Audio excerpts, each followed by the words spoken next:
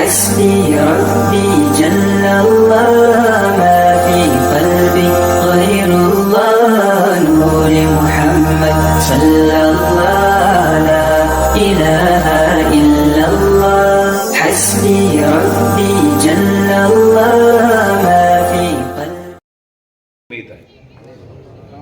ہمیں ایک دروازہ نظر آتا ہے جہاں شفاعت کی امید ہے، لیکن حضرت مدنی شیخ العرب والعجم فرماتے ہیں بس زندگی بھر ڈرتے رہیں، ہر وقت خوف کھاتے رہیں کہ کبھی زندگی میں وہ دن نہیں آنا چاہیے، وہ ٹائم نہیں آنا چاہیے، وہ وقت نہیں آنا چاہیے جو ہماری زندگی پر وہ منحوس وقت آئے کہ جس وقت میں خدا نہ خواستہ، اللہ نہ کرے گنبد خضرا والا ہم سے اٹھ نہ جائے. بس ہمیں اس کی فکر ہونی چاہیے. کیوں؟ وجہ یہ ہے کہ اگر امام الانبیاء اٹھ گئے، ہمارے آقا اٹھ گئے، ناراض ہو گئے، اللہ نہ کرے میدان معاشر میں انہوں نے ہماری شکایت کر دی، اگر وہ بن گئے مدعی، ہماری شکایت ہو گئی، تو آپ مجھے بتائیں کائنات میں کوئی دروازہ بتا دے اب آپ کی شفاعت کون کرے؟ میرے رب کا تو وعدہ ہے، میرے نبی کا مجرم، میرا نبی شکایت کر دے، میرے اللہ کا وعدہ ہے کبھی بھی میرے ہاں بخشش کا وہ خانہ ہی نہیں ہے، کوئی خانہ نہیں ہے.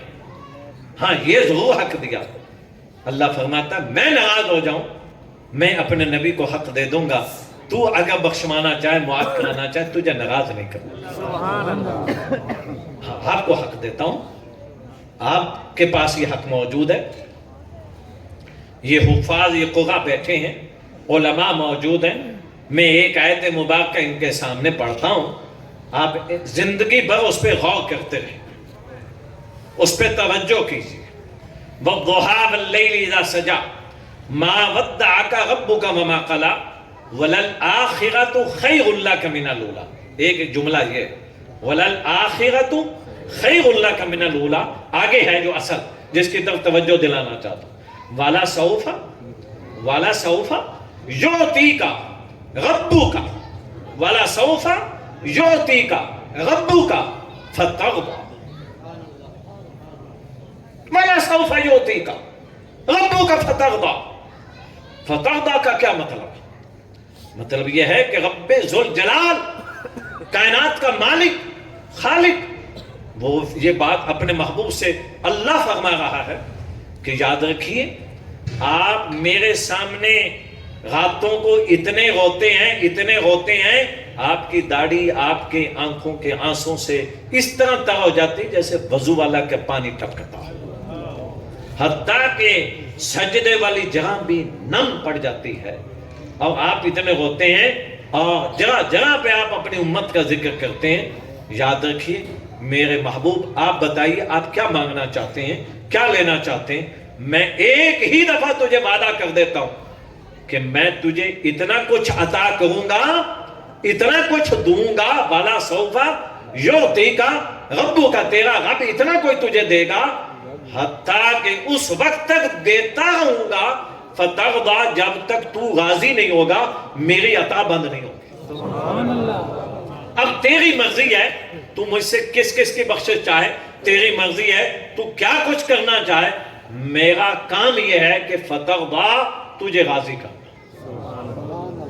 جب ہمارا تعلق اپنے نبی سے صحیح ہو اور ہر وقت یہ فکر ہو، میرے بچوں کو یہ فکر ہو، میری بیوی کو یہ فکر ہو، میری اماں کو یہ فکر ہو، میری بیٹی کو یہ فکر ہو کہ ذرا گنبد خضرا والا ناراض نہ ہو جائے، بس ان کی ناراضگی سے بچنا. ذرا وہ چیزیں ڈھونڈنی ہے کہ محبوب کس چیز سے ناراض ہوتے ہیں. میں کوئی ایسا عمل نہ کر بیٹھوں، میں ایسی کوئی غلطی نہ کر بیٹھوں جس سے ان کا دل دکھے، ان کو کوئی تکلیف پہنچے. اگر ان کو تکلیف پہنچ گئی، ان کا دل دکھ گیا، تو سوال یہ کہ راضی کہاں سے کریں گے، کیسے کریں گے، کس کے دروازے پہ جائیں گے. حضرت ابراہیم کی امت کا کوئی خطا ہو، غلطی ہو، پچھلے نبیوں کی امتوں کا کوئی معاملہ ہو، ہمارا کوئی معاملہ ہو، ہمارے پاس ایک دروازہ موجود ہے شفیع امم کا، اس دروازے پہ میدان معاشر میں جانے کی اجازت ہے. لیکن اگر اس نے ہماری شکایت کر دی تو پھر دروازہ کہاں ہے؟ آج یہ سیرت کے جلسے یہ پکار کر کہہ رہے ہیں کہ ذرا اپنے نبی کا مزاج جانیں، ذرا اپنے پیغمبر کا مزاج جانیں، پیغمبر چاہتے کیا ہے؟ دو باتیں یاد رکھیے، ایک ہوتا ہے محب۔ کیا چیز ہوتی ہے؟ محب۔ محب کا معنی ہوتا ہے حقیقی محبت کرنے والا، حقیقی پیار کرنے والا۔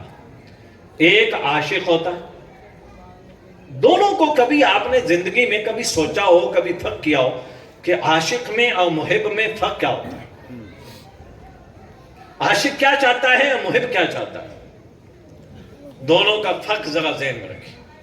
اپنے آپ کو سوچئے کہ ہمارا شمار کن میں ہے؟ کسی عاشق کو کسی سے عشق ہو جائے، محبت ہو جائے، تو عاشق کا یہ مزاج ہوتا ہے، وہ اپنے معشوق سے یہ کہتا ہے تیری عزت رہے یا نہ رہے، تیرا آرام ہو یا نہ ہو، میری منشا پوری کر دے۔ عاشق جو ہے وہ اپنے معشوق سے ہمیشہ یہ امید رکھتا ہے کہ تیری عزت رہے یا نہ رہے، لیکن جو میری خواہش ہے، جو میری مرضی ہے، وہ اسے تو کیا کر دے؟ پوری کر دے۔ میں اپنی مرضی پوری کروانے کے لیے، مرضی میری پوری ہو، الٹا لٹک جاؤں گا، اور آپ مجھے کہیں دھوپ میں کہے میں کھڑا ہو جاؤں گا، مجھے کہیں کہے، لیکن مرضی کس کی پوری ہونی چاہیے؟ اپنی کہتا ہے۔ عاشق ہمیشہ اپنی مرضی پوری کرواتا ہے، سولی پہ لٹکے گا اپنی مرضی کے لیے، تکلیف اٹھائے گا اپنی مرضی کے لیے، اپنی خواہش کے لیے، غربت برداشت کرے گا اپنی خواہش کے لیے، چونکہ اس نے اپنے ذہن میں خواہش سجائی ہے کہ میری خواہش یہ پوری ہونی چاہیے۔ جب تک وہ پوری نہیں ہوگی، اگلے کے وہ مجبوری نہیں دیکھے گا، اگلے کا لحاظ نہیں دیکھے گا، وہ یہ کہتا کچھ ہو جائے میری خواہش پوری ہونی چاہیے۔ عاشق کی زندگی میں یہ اس میں ایک بیماری ہے، اس میں ایک چیز ہے، وہ ہر حال میں چاہتا ہے۔ جس کو یہ روگ لگ جائے وہ جانتے ہیں کہ کیا سودا کر دیتے ہیں، کس قسم کا، حتیٰ کہ ماں کا کلیجہ بھی داؤ پہ لگانا پڑے اپنی خواہش پوری کرنے کے لیے، عاشق اپنی ماں کا کلیجہ بھی داؤ پہ لگا دے۔ زندگی میں بہت ساری اس کی مثالیں موجود ہیں، چونکہ عاشقوں کی دنیا کا یہی کچھ ہوتا ہے، اور یہی وہ وجہ ہے کہ پورے قرآن میں لفظ عشق کوئی نہیں ہے۔ وہ لفظ ایک مرتبہ بھی یہ استعمال نہیں آیا۔ یہ اتنا اچھا کوئی لفظ ہوتا تو قرآن میں کہیں تو کوئی عین شین قاف کہیں تو اکٹھا ہو جاتا۔ زندگی بھر ڈھونڈتے رہنا، آپ کو یہ لفظ نہیں ملے گا۔ صحابہ کے ساتھ کہیں یہ لفظ نہیں ملے گا۔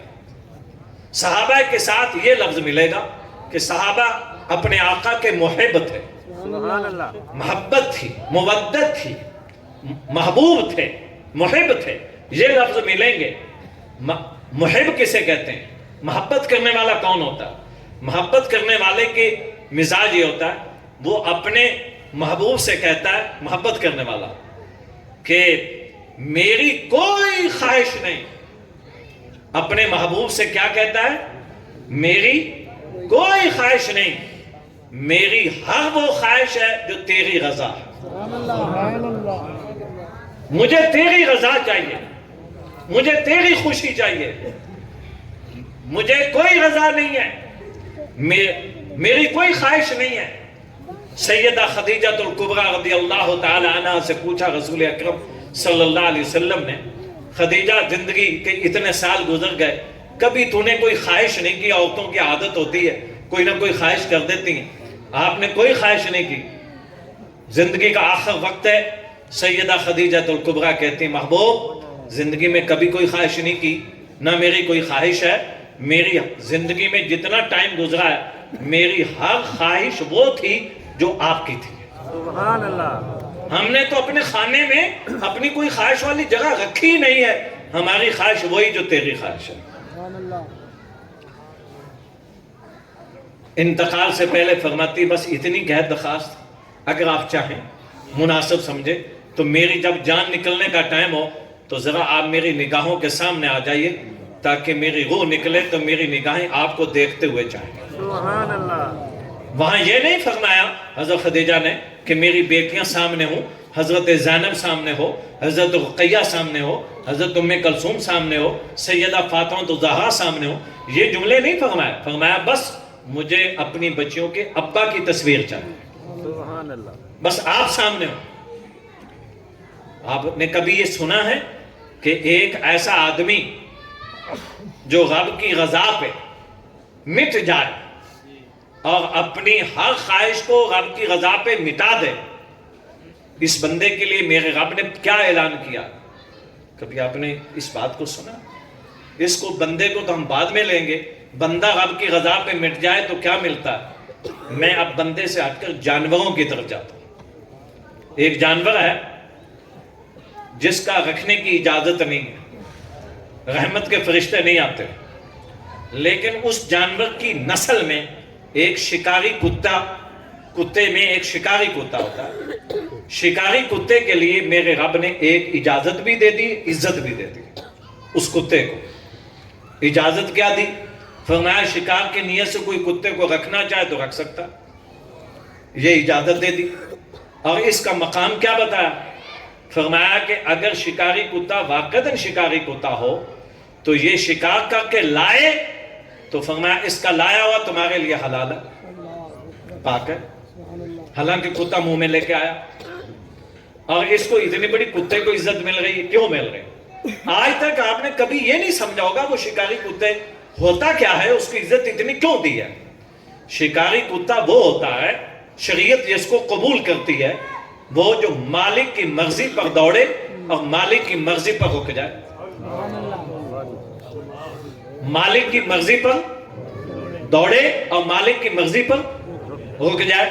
مثلا خرگوش کو پیچھے کتے کو بھگایا جنگل میں، کتے کو کہا دوڑو اس خرگوش کو پکڑ. اب یہ دوڑا، قریب 1 فٹ کے فاصلے پر خرگوش ہے اور یہ کتا پہنچا تو مالک نے پیچھے سے آواز دے دی بس رک جا.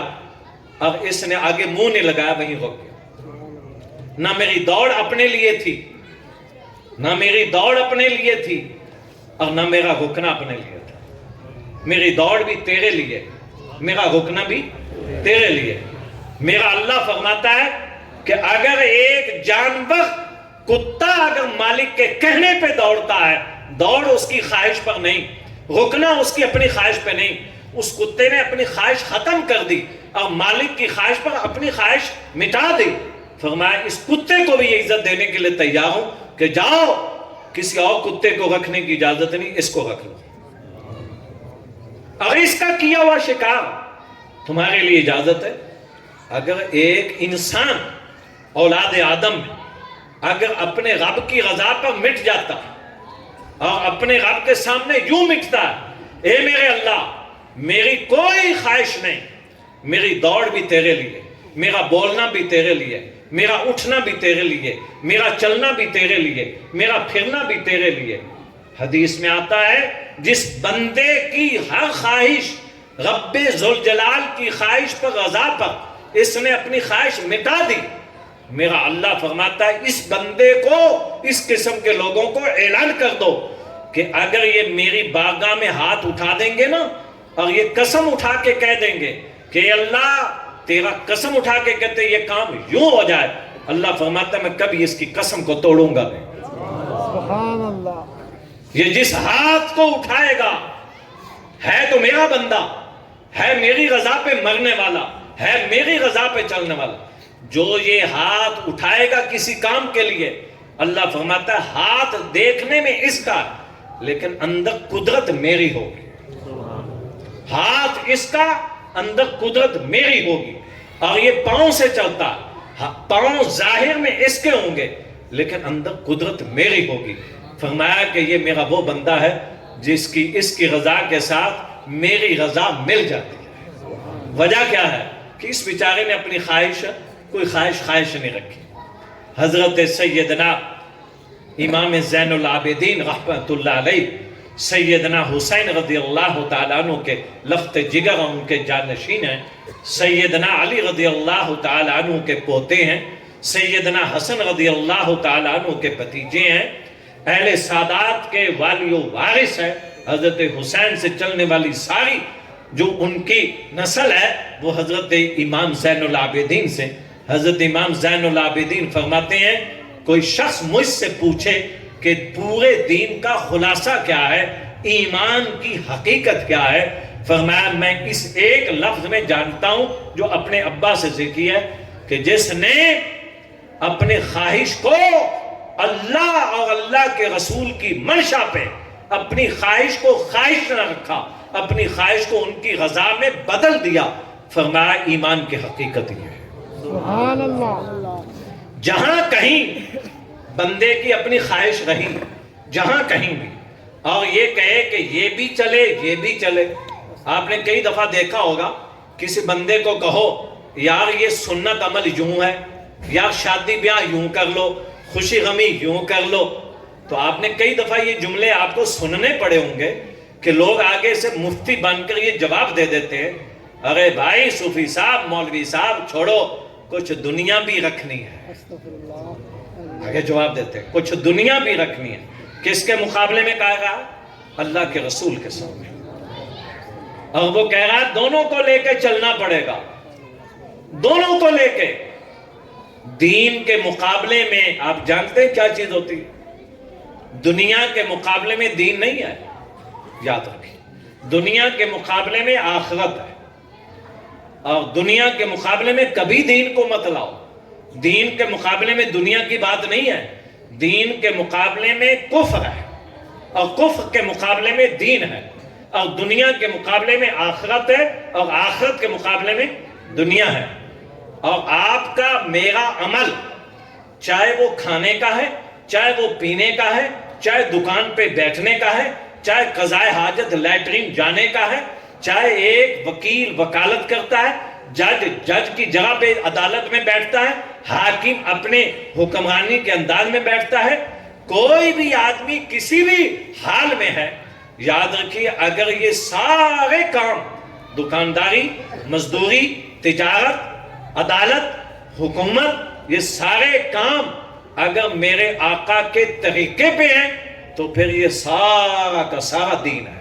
سبحان اللہ۔ پھر تیری دکان بھی دین ہے، پھر تیری عدالت بھی دین ہے، پھر تیری وکالت بھی دین ہے، پھر تیری تمام کے تمام مزدوری بھی دین ہے۔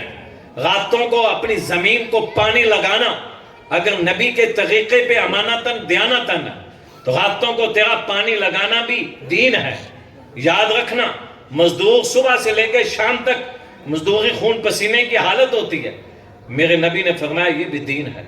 اگر یہ دین نہ ہوتا تو ایک مزدور آدمی 2 گھنٹے سے بیٹھا ہے سڑک پہ، یہودی کا ملازم ہے، صحابی رسول ہے، اور وہ اپنے یہودی کو کہتا ہے یہ جتنی دیر میں سڑک پہ بیٹھا ہوں یہ پیسے تو کاٹ لینا، مجھے مزدوری نہ دینا، یہاں اس سڑک پر کچھ وقت کے بعد میرے نبی کا گزر ہونا ہے، میں نے صرف ان سے مسافہ لینا ہے، میں نے اس ٹائم کی آپ سے مزدوری نہیں لینی، مجھے ذرا اپنے نبی کو دیکھ بھی لینے دے اور ہاتھ بھی ملا دے۔ سبحان اللہ۔ اور سودا کا کیا ہے؟ مجھے اس کے پیسے نہیں چاہیے، میں خالی دھوپ میں بیٹھا ہے، گلی میں بیٹھا ہے، سڑک میں بیٹھا ہے، باہر بیٹھا ہے۔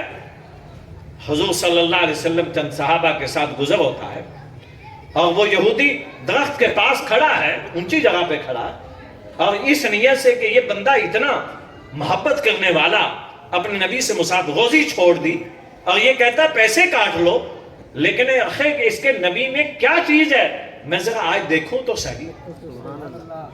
وہ یہودی خود ایک منظر دیکھتا، حضور کا جب آنا ہوا تو وہ یہودی خود گواہی دیتا ہے بعد میں جب حضور چلے گئے، کہنے لگے تیرے نبی کو میں نے پہچان لیا تھا، میں بیٹھا تو دور سے تھا لیکن تیرے نبی کو میں نے پہچان لیا۔ تو وہ کہتے ہیں تو نے کیسے پہچانا؟ تم نے پہلے دیکھا ہوا تھا؟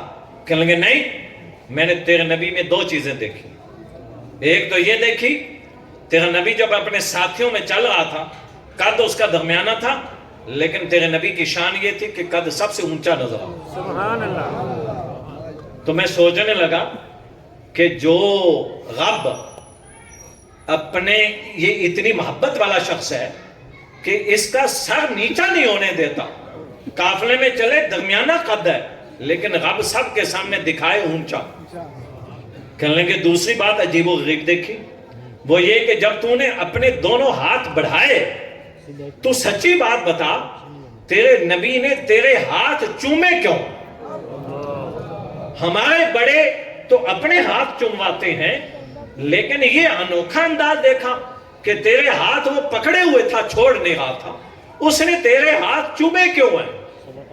اب یہ بتلاتے ہیں، کہنے کہ میں نے جب مصافحہ کرنا چاہا تو میں نے دونوں ہاتھ لیے ہوئے تھے، میں اپنے ہاتھ پیچھے کھینچنا چاہتا تھا مصافحہ لے کر، لیکن میرا نبی میرے ہاتھ چھوڑنا نہیں چاہتا تھا۔ اب میرے نبی نے مجھ سے پوچھا کہ تیرے ہاتھ جو ہیں یہ اندر سے کھدرے کیوں ہیں؟ ملائم نہیں، یہ کھدرے کیوں ہیں، کھراڑے کیوں ہیں؟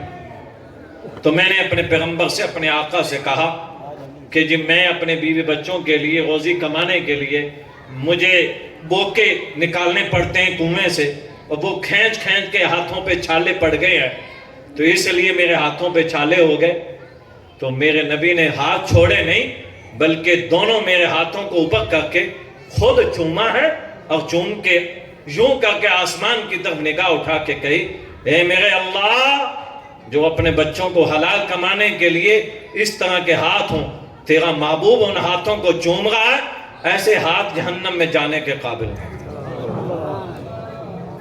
اگر یہ مزدوری دنیا ہوتی، اب میں بات پوچھنا چاہتا ہوں، اگر یہ مزدوری دنیا ہوتی، جو مزدوری کا رہا تھا نا وہ، اگر یہ دنیا ہوتی تو میرے نبی یوں تعریف نہ کرتے، تیری دکان بھی دین ہے، تیری وکالت بھی دین ہے، تیرا گھر بھی دین ہے، تیرا واش روم میں جانا بھی دین ہے، تیرا سونا بھی دین ہے، شرط یہ ہے یہ سارے کام تیرے نبی کے طریقے پہ ہونے چاہیے۔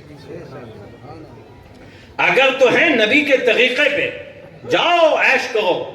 آپ ہر کافر کو کہہ سکتے ہیں، ارے میں تو منہ میں نوالا ڈالتا ہوں، تو اگر نبی کے طریقے پہ ڈالا ہے، حلال کھایا ہے، پاک کھایا ہے نبی کے طریقے پر، میرا تو منہ میں نوالا ڈالنا بھی دین ہے، میرا کھانا بھی دین، میرا پینا بھی دین، میرا رکوع بھی دین، میرا سجدہ بھی دین، میری دکان بھی دین۔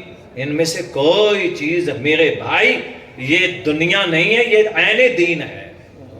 تیرے دنیا کی زندگی میں یہ کام نبی کے طریقے پہ ہیں تو یہ سارے دین ہیں، لیکن اگر نبی کے طریقے پہ اذان نہیں ہے، نبی کے طریقے پہ تیرا رکوع نہیں ہے، نبی کے طریقے پہ تیرا سجدہ نہیں ہے، تو جائیے اپنے رکوع سجود اپنے پاس رکھو، میرا رب ایسے رکوع سجود قبول کرنے کے لیے تیار ہے۔ قرآن پاک کی ایک آیت ہے، آپ حضرات کو کبھی زندگی میں یاد رہ جائے تو آپ اس آیت مبارکہ کو جگہ جگہ پہ اسے یاد بھی رکھیں، بچوں کو بھی پڑھائیں، میری بہنیں بیٹیاں بھی۔ اور وہ آیت مبارکہ یہ ہے، قُلْ إِن كُنْتُمْ تُحِبُّونَ اللَّهَ قُلْ إِن كُنْتُمْ تُحِبُّونَ اللَّهَ فَاتَّبِعُونِي يُحْبِبْكُمُ اللَّهُ۔ اس میں عشق وشق کا کوئی لفظ نہیں، اس میں سارے محبت کا لفظ ہے۔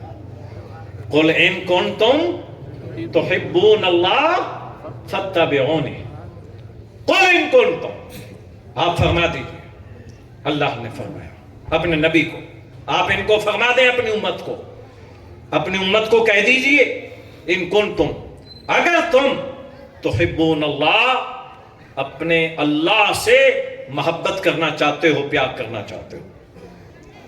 اتنی بڑی محبت کا عالم میرا اللہ کہہ رہا ہے کہ اپنی امت کو کہہ دو کہ اگر یہ لوگ مجھ رب سے پیار کرنا چاہتے ہیں تو مجھے ان کی ڈائریکٹ محبت نہیں چاہیے، تیری غلامی کے دروازے سے آئیں گے تو مجھے ان کی محبت قبول ہے، اگر تیری غلامی کے دروازے کو بائی پاس کر کے آئیں گے تو مجھے ان کی محبت نہیں چاہیے۔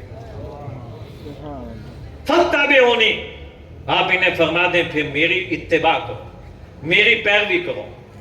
ہاں اگر یہ میرے محبوب تیری پیروی کر لیں، غلامی تیری اختیار کر لیں، زندگی اپنی ڈھال لیں تیرے ساتھ، تو پھر ان کو آ کے مجھ سے پوچھنے کی ضرورت نہیں، مجھ سے پیار کرنے کی ضرورت نہیں، پھر میں رب ان سے پیار کروں۔ دو باتیں ہیں نا، ایک یہ ہے کہ یہ مجھ سے پیار کریں، ایک یہ ہے کہ میں ان سے پیار کروں۔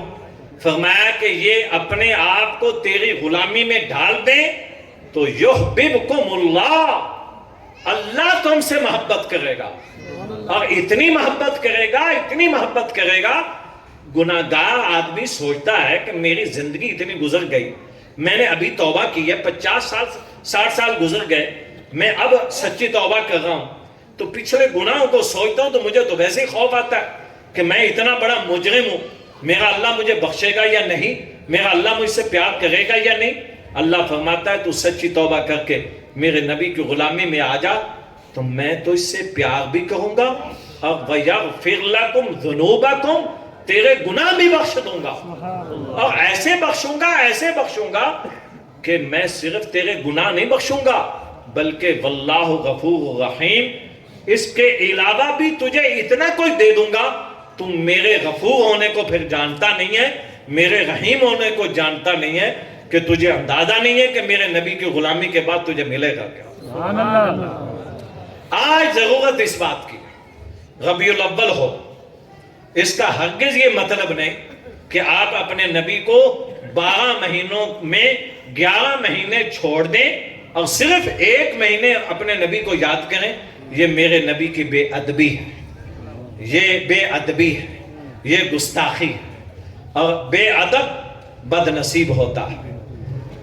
میرے اکابر، میرے بزرگ، انہوں نے ہمیں زندگی میں، ہمارے اولیاء نے ادب سکھایا، احترام سکھلایا ہے، اور ایسا ادب احترام سکھلایا ہے آپ جانتے نہیں اس ادب و احترام کو، اتنا ادب و احترام سکھلایا ہے حضرت آپ حیران ہوں گے۔ ہمارے علماء دیوبند اکابر بزرگوں کا یہ شیوا رہا ہے، آج بھی میں نے اپنے اکابر کو دیکھا ہے، روضہ رسول پہ جاتے ہیں اور جب حاضری دیتے ہیں، خدا کی قسم میرے جتنے بھی اکابر بزرگ جو اس راز سے واقف ہیں، وہ جب بیت باب السلام سے داخل ہوتے ہیں، میرے آقا کی قبر کے بالکل سیدھ میں سامنے کھڑے ہونے تک ان کی نظریں اوپر نہیں اٹھتے ہیں، ان کی حیا کی نظریں، شرم و حیا والی بیٹی کی طرح ان کی نظریں جھکی ہوئی ہوتی ہیں۔ اور ہماری بے حیائی کا عالم یہ کہ ہم اپنے نبی کے عشق کے گیت تو گاتے ہیں بہت سارے، لیکن اپنے نبی کے سامنے سیلفیاں بن رہی ہیں، آنکھیں پھاڑ پھاڑ کے دیکھ رہے ہوتے ہیں، نہ ہماری آنکھوں میں حیا، نہ ہمارے ہاتھ میں موبائل، اور ہمارے ہاتھ میں تصویر بنانا، اور ہمیں پڑھنے کی اتنی توفیق نہیں ہوتی، ہماری آنکھوں میں وہ حیا نہیں ہوتا۔ آج وہ ادب کہاں چلا گیا، آج وہ احترام کہاں چلا گیا؟ ہم نے تو اپنی آنکھوں سے دیکھا۔ میری زندگی کا پہلے دفعہ عمرے کا ایک واقعہ ہے، میں پہلی مرتبہ مدینہ منورہ میں گیا، اور بعد میں نے وہاں سے احرام باندھ کے مکہ مکرمہ عمرے کے لیے گیا، تو مجھے ابھی چند دن ہی ہوئے تھے، میرا پاسپورٹ وضو کرنے کے لیے گلے ایک تھیلا سا چھوٹا سا تھا ہینڈ کیری، اور وہ لٹکا ہوا تھا، تو وضو کرنے لگا، میں نے وہاں رکھا، وضو کے بعد وہ بھول گیا، اس میں میرے پیسے بھی تھے، اس میں میرا شناختی کارڈ بھی تھا، اس میں میرے ریال بھی تھے، اس میں میرا پاسپورٹ بھی تھا، تمام چیزیں اسی میں تھی۔ اب میں آ گیا جناب نماز پڑھنے کے لیے مسجد نبوی میں، نماز پڑھ کے 1 گھنٹے 1.5 کے بعد مجھے یاد آیا، اوہو تیرا بکر کدھر ہے؟ اب یاد کر کے جناب وہاں جاؤں، وہاں ملے نہیں، کبھی ادھر جاؤں نہیں ملے، اب میرے پاس جو چابیاں تھی وہ بھی اس میں میرے بیگ کی، اب میں پریشان کہ پیسے جو تھے وہ بھی اس میں گئے، پاسپورٹ بھی گیا، سعودی حکومت کہیں چیکنگ میں پوچھ لے، میرے پاس کوئی ثبوت بھی نہیں، میرے پاس کوئی کھانے کے لیے پیسہ نہیں ہے۔ اب میں بڑا حیران، آپ یقین جانیے کہ مجھے کوئی خیال نہیں آیا سوائے یہ خیال کے کہ میرے اساتذہ کہتے تھے کہ نبی کے دروازے پہ جاؤ تو ان کے دروازے پہ جانے کے بعد کبھی پریشان ہونے کی ضرورت نہیں، تمہاری ماں تم سے وہ پیار نہیں کرے گی جو نبی کے چہرے کے سامنے ذرا کھڑے ہو کر جا کے دعا اپنے رب سے کہہ دو تو ذرا تمہاری دعا قبول ہو جائے گی۔ میں دوبارہ روضہ رسول پہ گیا اور جا کر اس انداز سے کہا، نظریں جھکی ہوئی، اور میں نے کہا اللہ کے رسول پہلی دفعہ آیا ہوں اور کچھ بھی نہیں بچا، سارا کچھ چلا گیا، کیا یوں ہی ہوگا؟ کیا لوگ پولیس یہاں کی مجھے اس طرح پکڑ کے مجھے وہاں ایئرپورٹ پہ بھیج دے گی؟ کیا میں عمرے کے بغیر ہی چلا جاؤں گا؟ ذرا اس انداز سے جملے کہہ رہا ہوں، اور میں نے جب صلاۃ و سلام پڑھ کے وہاں سے باب وقیع سے نکلا تو فوراً میں دل میں خیال آیا کہ ذرا دوبارہ جہاں وضو کیا وہاں جا۔ جب میں وہاں گیا دروازے پہ ایک صاحب کھڑے ہیں، اور جو ہی کھڑے ہیں اور وہ مجھے دیکھتے ہی میرا ہاتھ پکڑ لیا، پکڑ کے مجھے لے گئے ایک کمرے میں اور میرا شناختی کارڈ نکالا اور تصویر لگائی. کہنے لگے کہ یہ تصویر تیری ہے, یہ تیرا ہے؟ میں نے کہا میں نے کہا یہ اکیلا شناختی کارڈ نہیں, اور چیزیں بھی ہیں. کہنے لگے میں سارا کوئی دیتا ہوں. کہنے لگے بیٹے 2 گھنٹے ہو گئے میں یہاں کھڑا ہوا تجھے ڈھونڈتے ہوئے, سبحان اللہ. اور اب حد یہ ہو گئی تھی. آدھا گھنٹے کے بعد میرا وجود کانپ رہا تھا کہ مجھے نہ کھانا اچھا لگ رہا تھا نہ کوئی اور چیز. جیسے اندر سے میرے کانوں میں آواز آ رہی ہو کہ اس وقت تک تیرا چین نہیں ہونا چاہیے جب تک اس بندے کو نہ ڈھونڈ لے. اب اس نے مجھے وہ اٹھا کے دیا اور وہ میں نے دیکھا اس میں پیسے بھی اتنے, پاسپورٹ بھی, چابی بھی, سب کچھ.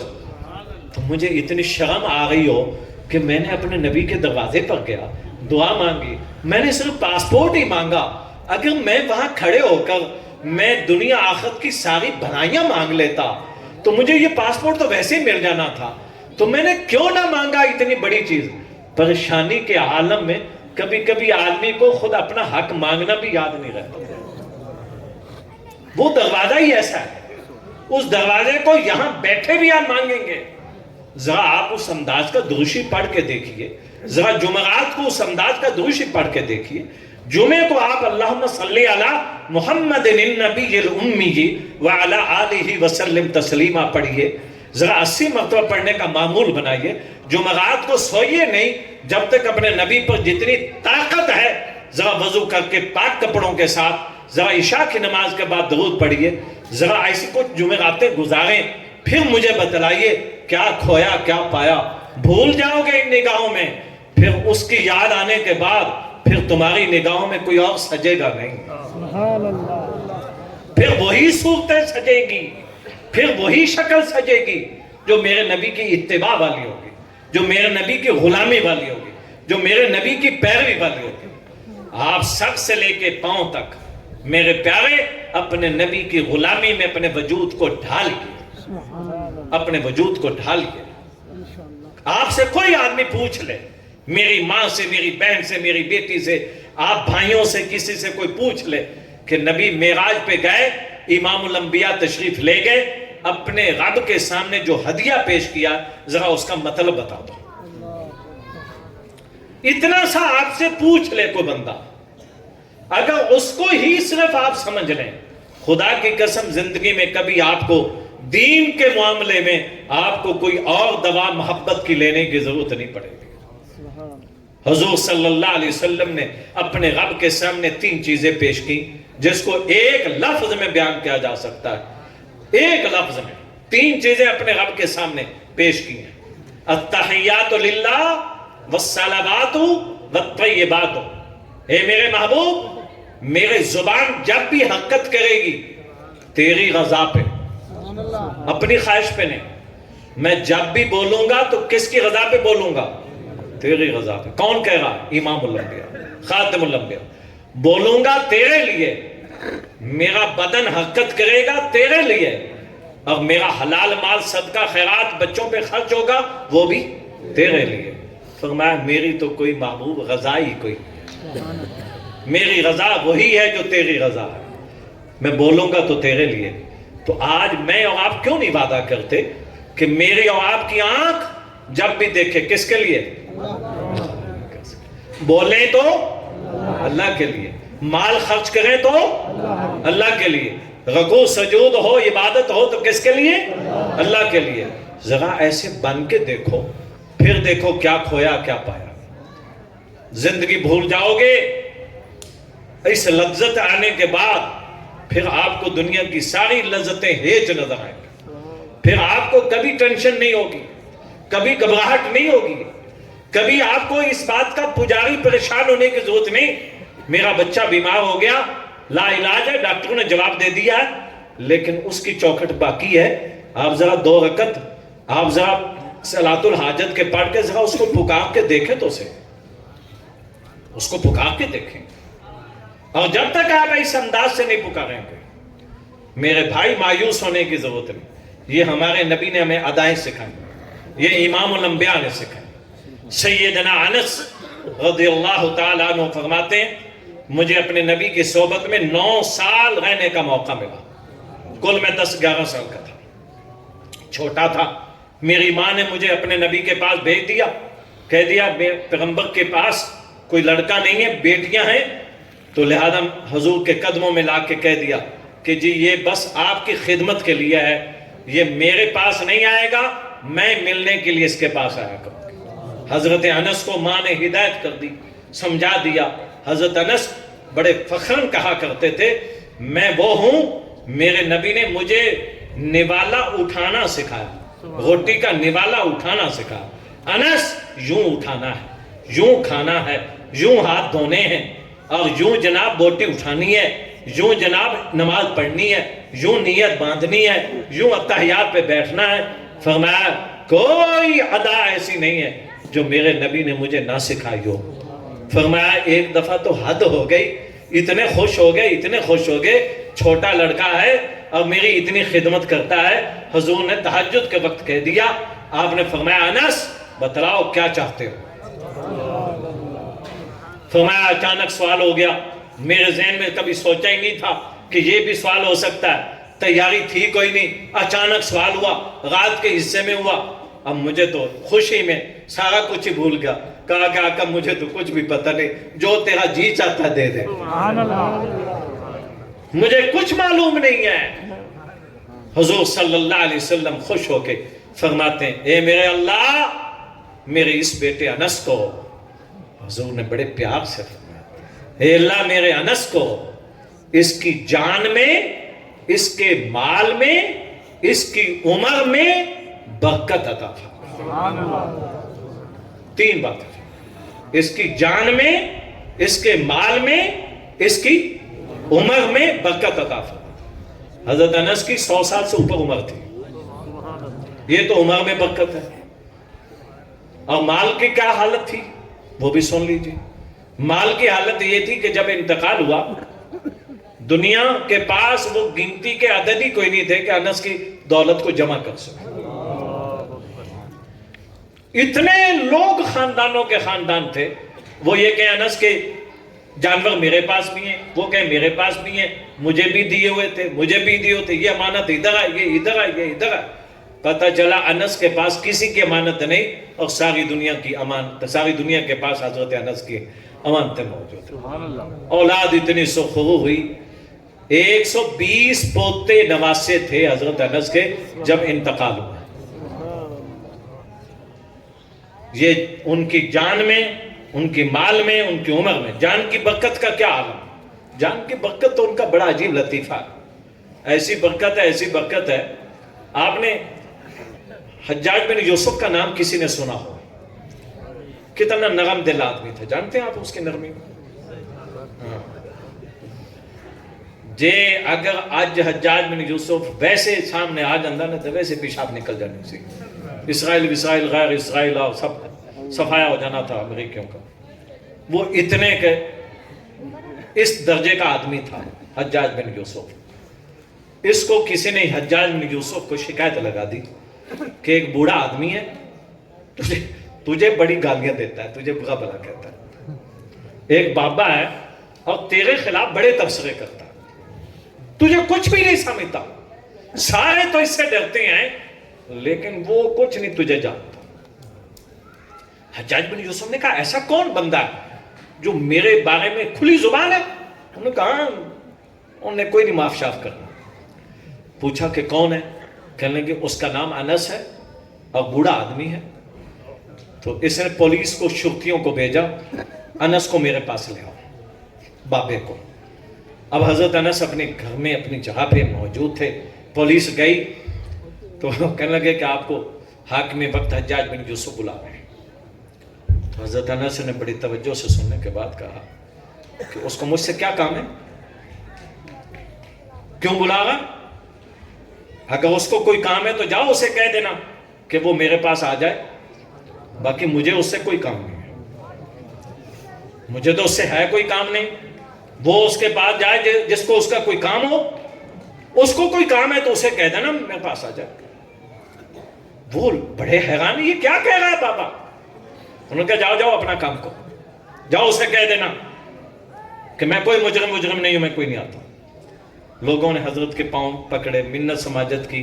حضرت بندہ بڑا اکھڑ مزاج ہے اور بڑا بد اخلاق ہے، بڑے غلط ارادہ کرے گا، نقصان پہنچائے گا جان کو، مہربانی کرے، جانے میں کوئی حرج نہیں، چلے جائیں.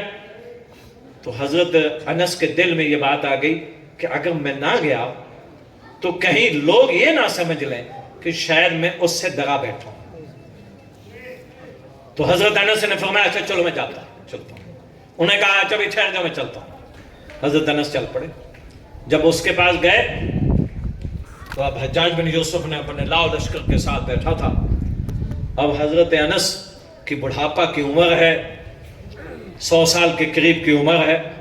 اب حضرت کو وہ حجاج بن یوسف نے کہا، اس نے جو جملہ بولا اس کا معنی یہ تھا، او بوڑھے کہ تو مجھے بیٹھ کے برا بھلا کہتا ہے.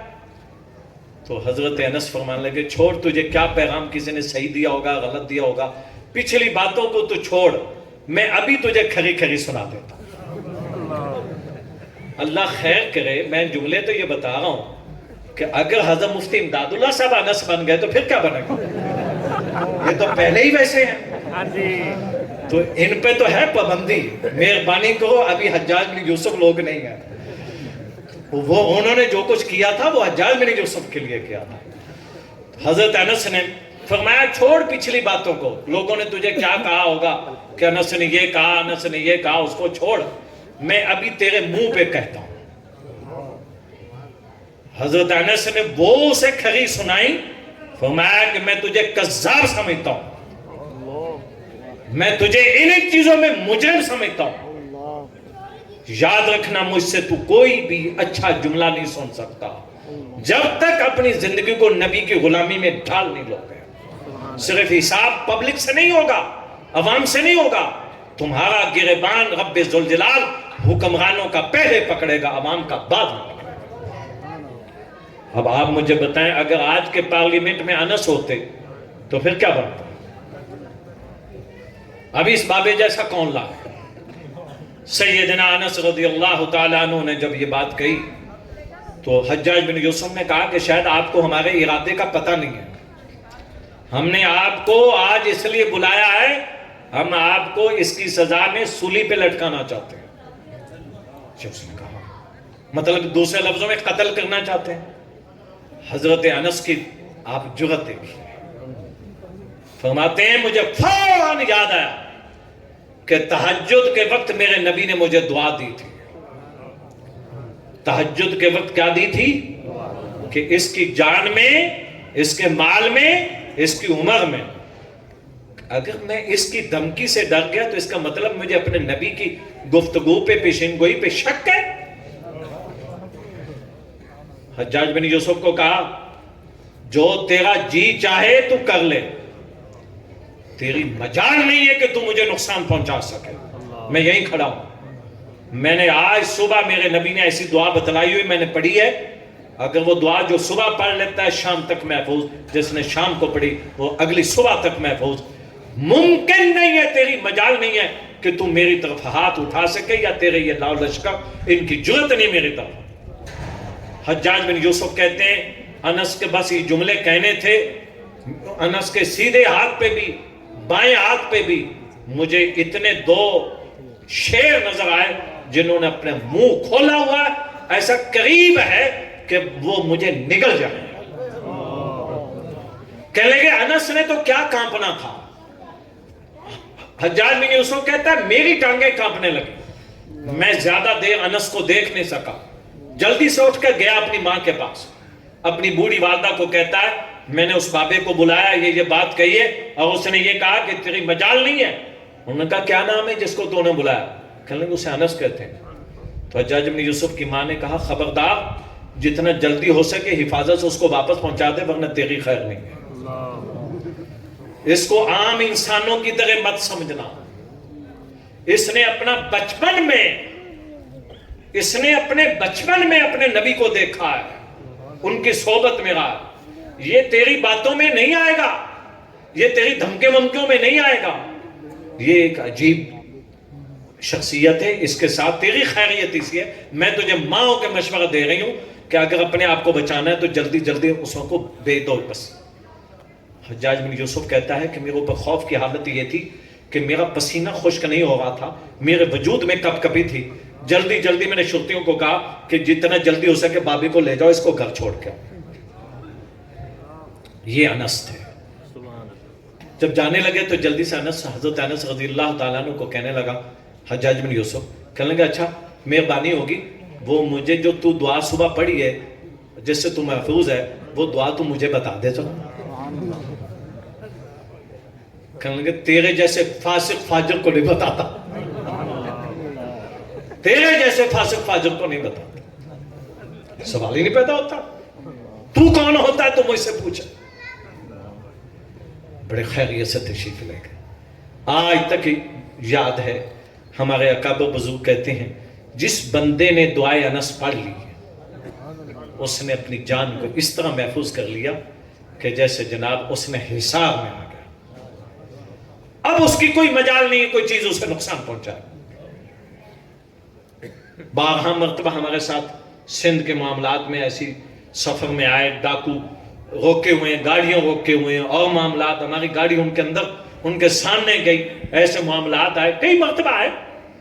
اللہ کا لاکھ لاکھ شکر ہے کہ ملتے ہی ہاتھ ملاتے ہی بعض لوگوں کے تو بعض دفعہ سامان بھی واپس کروایا اور ان لوگوں نے حیا سے چھوڑ دیا.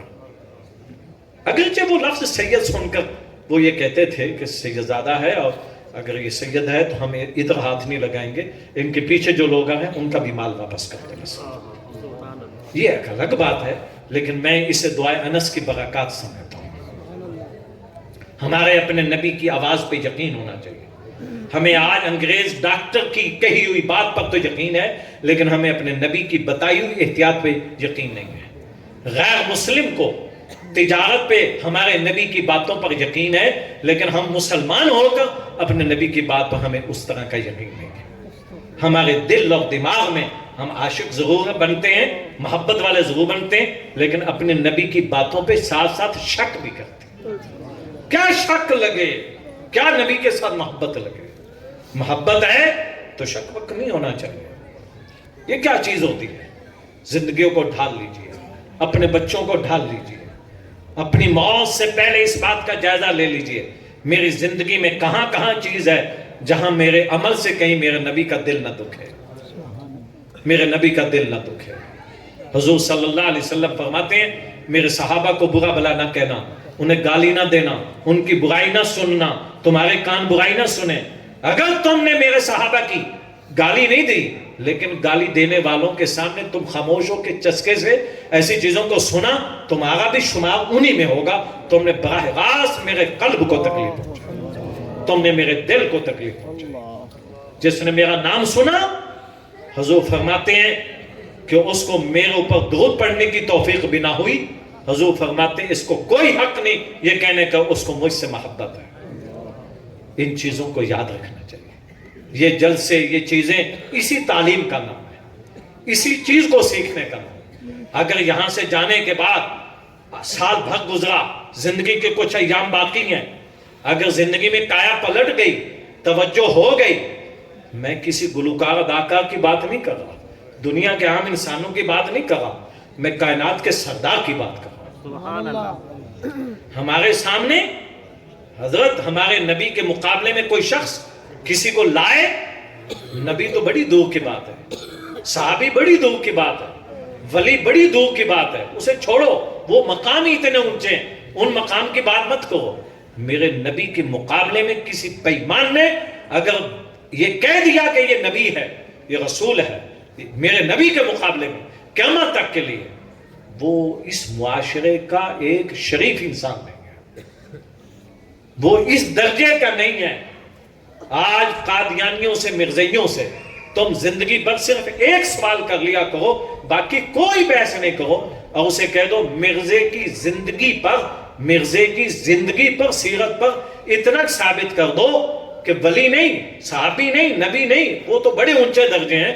آپ صرف اتنا بتا دیں کہ آیا وہ معاشرے کا شریف انسان بھی تھا یا نہیں تھا, بس اتنے کافی. وہ ثابت نہیں کر سکتے, جرت نہیں ہے, ان کی زندگی کے لیے سب سے کڑوا گھونٹ یہ ہے کہ آپ مرزے کے حالات پوچھیں. یہ ایسا ہے جیسے آپ نے ان کو گولی مار دی، وہ اس کے حالات نہیں بتا سکتے، مرزا خود بتاتا ہے. ہمیں تو ماغے مولویوں کو، علماء کو، ختم نبوت والوں کو تو کسی چیز کے بتانے کی ضرورت ہی نہیں ہے مرزے کے بارے میں. مرزے نے تو اپنے قلم سے، میرے اللہ نے خود اس کے قلم سے ایسا لکھوا دیا. اتنا پوچھا، وہ خود کہتا ہے میرے اوپر وحی آتی ہے. مرزا کہتا ہے میرے اوپر کیا آتی ہے؟ وحی آتی ہے. اور وحی جب آتی ہے تو میری اتنی وحی میں طبیعت مستغرق ہو جاتی ہے کہ مجھے یہ بھی نہیں پتا چلتا کہ میرے پاس اگر پخانے کا ڈھیلا پڑا ہو، مجھے نہیں پتا چلتا یہ پخانے کا ڈھیلا ہے یا گڑ ہے. وہ کہتا ہے کہ مجھے یہ پتا نہیں چلتا کہ سوکھا ہوا پخانے کا ڈھیلا ہے یا گڑ ہے. جس بندے کو یہ نہیں پتا چلتا، آپ مجھے بتائیں میں اس کو ولی کہوں؟ میں اس کو معاشرے کا شریف انسان کہوں؟ یہ بندہ کس درجے کا؟ یہ اس بحث کا ہے؟ یہ تو اس لانے کا ہی نہیں ہے اس درجے کا.